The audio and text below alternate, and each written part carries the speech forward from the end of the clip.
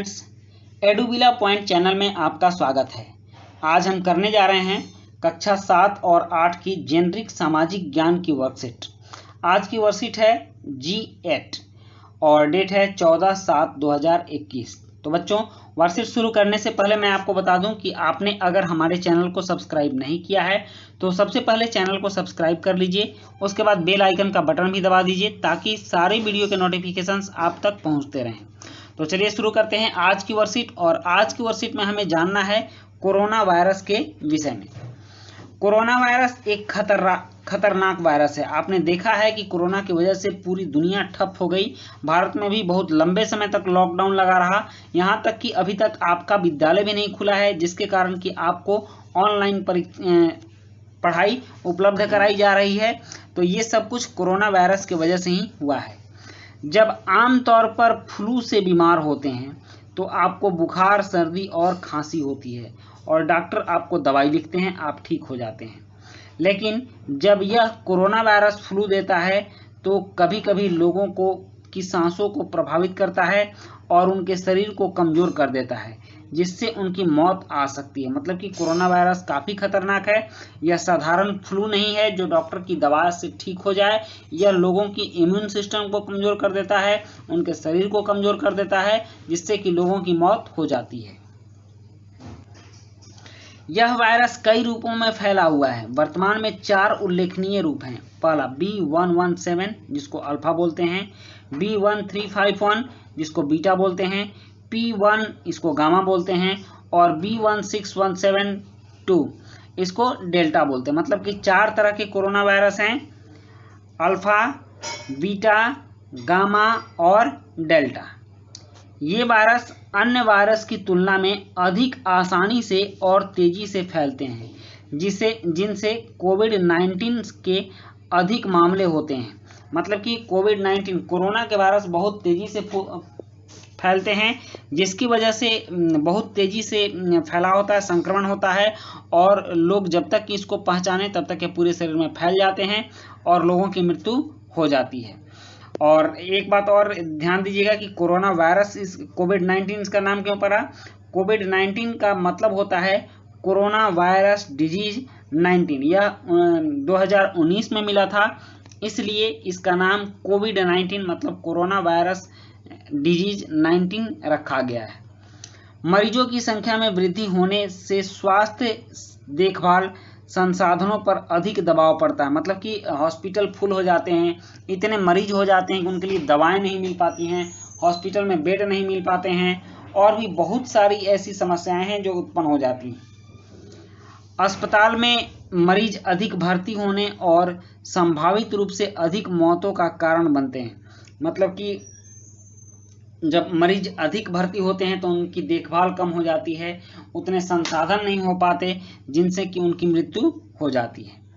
अब कह रहा है कि अब तक इन अध्ययनों से पता चलता है कि मौजूदा अधिकृत टीके सर्कुलेटिंग वेरिएंट पर काम करते हैं। मतलब कि वह हमारे अंदर एक लेयर बनाते हैं जो कि कोरोना वायरस को प्रवेश करने से रोकता है। भारत में उपलब्ध टीके हैं कोविशील्ड, कोवैक्सीन और स्पुतनिक वी। कोविशील्ड और कोवैक्सीन भारत में बने हुए टीके हैं और स्पुतनिक भी रूस का टीका है, यह रसिया ने हमें दिया है। दुनिया के अन्य देशों में उपलब्ध कुछ टीकों में है Pfizer, Moderna, Johnson and Johnson, Sinopharm, CoronaVac और नोवावैक आदि। ये सभी कुछ टीके हैं जो दुनिया के और देशों में भी चलते हैं। अब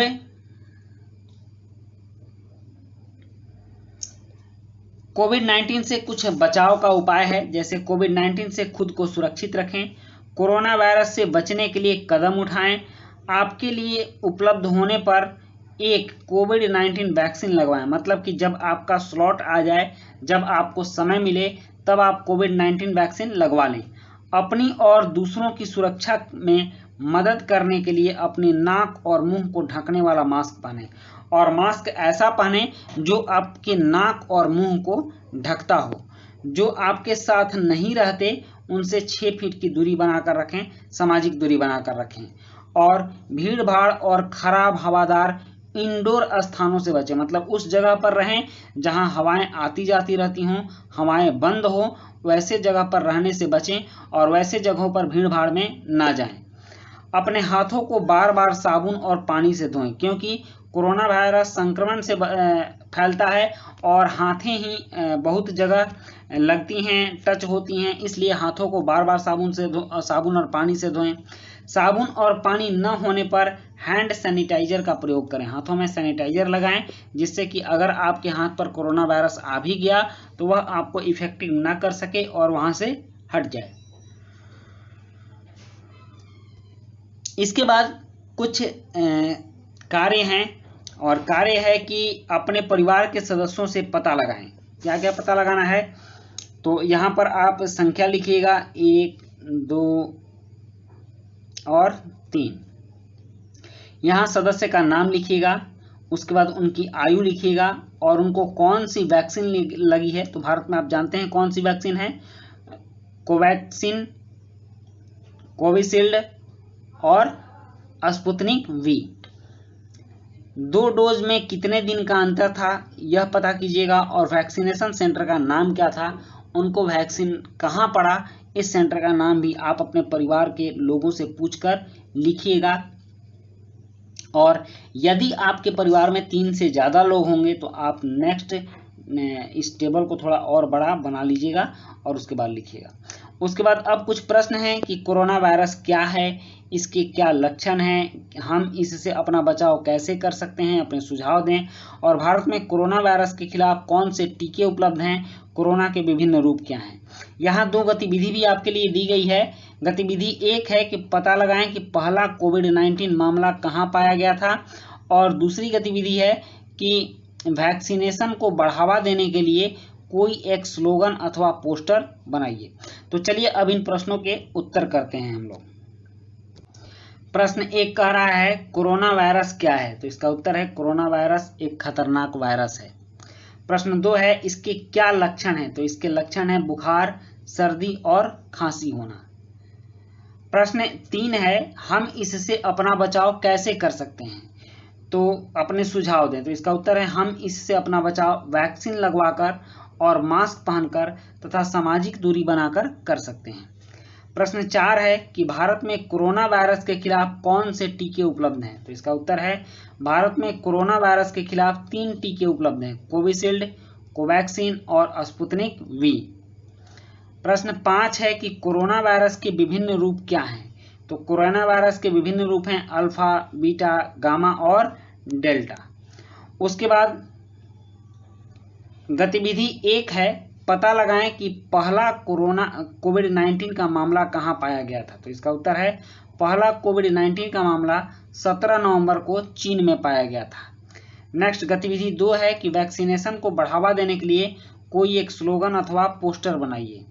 तो आप इस तरह का पोस्टर बना सकते हैं, या फिर आपके दिमाग में अगर कोई बात आए तो आप उसको भी बना सकते हैं। यहाँ देखिए वैक्सीनेशन के लिए 2 हथेलियाँ जुड़ी हुई हैं, क्या ये साथ मिलकर हम कोरोना को हराएं, और सच के साथ यस फॉर वैक्सीन, ठीक ना, वैक्सीन के लिए हाँ। तो इस तरह का आप पोस्टर बना सकते हैं। तो बच्चों ये रही हमारी आज की वर्कशीट, और आज की वर्कशीट कंप्लीट होती है। वीडियो अच्छी लगी हो तो लाइक, सब्सक्राइब, कमेंट जरूर कीजिएगा। मिलते हैं नेक्स्ट वीडियो में। Thank you.